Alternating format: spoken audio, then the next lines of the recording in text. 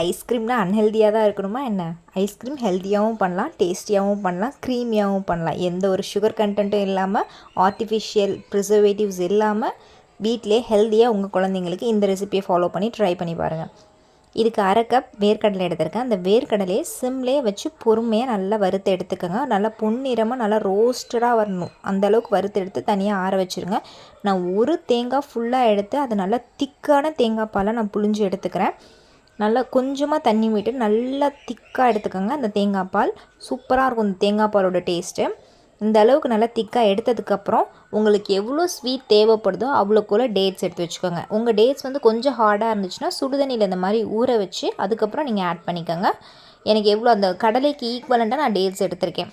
ஏன்னா குட்டி டேட்ஸை நல்லா ஒரு ஃபைன் பேஸ்ட்டாக அரைச்சி எடுத்துகிட்டு வந்துடலாம். இந்த அளவுக்கு நல்லா ஃபைனாக அரைச்சதுக்கப்புறம் நம்ம ஏற்கனவே வறுத்து வச்சுருந்த வேர்க்கடலை அதில் எண்ணெய் பிரிகிற அளவுக்கு நல்லா ஃபைனாக அரைச்சி எடுத்துகிட்டு வந்துடணும். அதிலேருந்து ஆயில் வெளியே வரணும். அந்த அளவுக்கு நல்லா ஃபைனாக கொஞ்சம் கூட திப்பிகள் இல்லாமல் நல்லா ஃபைனாக அரைச்சி எடுத்துக்கோங்க. நான் சுகருக்காக நான் வந்து டேட்ஸ் பேஸ்ட் ஆட் பண்ணியிருக்கேன். நீங்கள் டேட்ஸ் பேஸ்ட் ஆட் பண்ண விருப்பம் இல்லைன்னா ஹனி கூட நீங்கள் ஆட் பண்ணிக்கலாம். நல்லா ப்யூர் ஹனியாக இருந்தால் ஆட் பண்ணிக்கோங்க. இது நல்லா ஒரு க்ரீமி கன்சிஸ்டன்சி கொண்டு வரதுக்காக தேங்காய் பால், நம்ம திக்கான தேங்காய் பால் எடுத்தோம்ல, அதை கொஞ்சம் கொஞ்சமாக ஆட் பண்ணி மிக்சியில் போட்டு நல்லா இந்த மாதிரி கன்சிஸ்டன்சி வர வரைக்கும், நல்ல ஒரு க்ரீமி கன்சிஸ்டன்சி வர வரைக்கும் அரைச்சி எடுத்துகிட்டு, நான் இந்த மாதிரி சிலிக்கான் மோல்டு வச்சுருக்கேன். நீங்கள் சிலிக்கான் மோல்டு இல்லைனா நீங்கள் டம்ளரில் கூட நீங்கள் ஊற்றி வச்சிடலாம். அதுவுமே நான் எப்படின்னு காட்டுறேன். இந்த மாதிரி சிலிக்கான் மோல்டு நல்லா ஃபில் பண்ணிவிட்டு டேப் பண்ணிவிட்டு உள்ள ஸ்டிக்கு சொருவிட்டிங்கன்னா ஃப்ரீசரில் வந்து ஒரு 8 hours கிட்ட அப்படியே விட்டுருங்க. சூப்பராக ஓவர் நைட் விட்டாலும் சரி நல்லா அப்படியே ஃபுல்லாக செட் ஆகிடும். மிச்சம் இருக்கிறது வந்து நான் வந்து இந்த மாதிரி டம்ளரில் ஊற்றி எடுத்து வச்சுட்டேன். இதுக்கப்புறம் நான் கர்வேச்சர் சாக்லேட்ஸை நல்லா மெல்ட் பண்ணி டார்க் காம்பவுண்ட் மெல்ட் பண்ணி எடுத்தேன். இங்கே பாருங்கள் எவ்வளோ அழகாக ஃப்ரீஸ் பண்ணதுக்கப்புறம் சூப்பராக வந்துச்சு.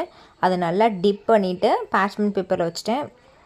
நல்லா மெல்ட் ஆனதுக்கப்புறம் இங்கே பாருங்கள் உடனே அது வந்து செட் ஆகிடும். இந்த அளவுக்கு 2 minutesலேயே அந்த மேலே கோட் போட்டு அழகாக அந்த சாக்கோ பார் ஃபீல் கிடைக்கும். குழந்தைங்களும் சூப்பராக டேஸ்ட்டாக சாப்பிடுவாங்க. இந்த வீடியோ பிடிச்சிருந்தா லைக் பண்ணிக்கோங்க, சப்ஸ்கிரைப் பண்ணிக்கோங்க.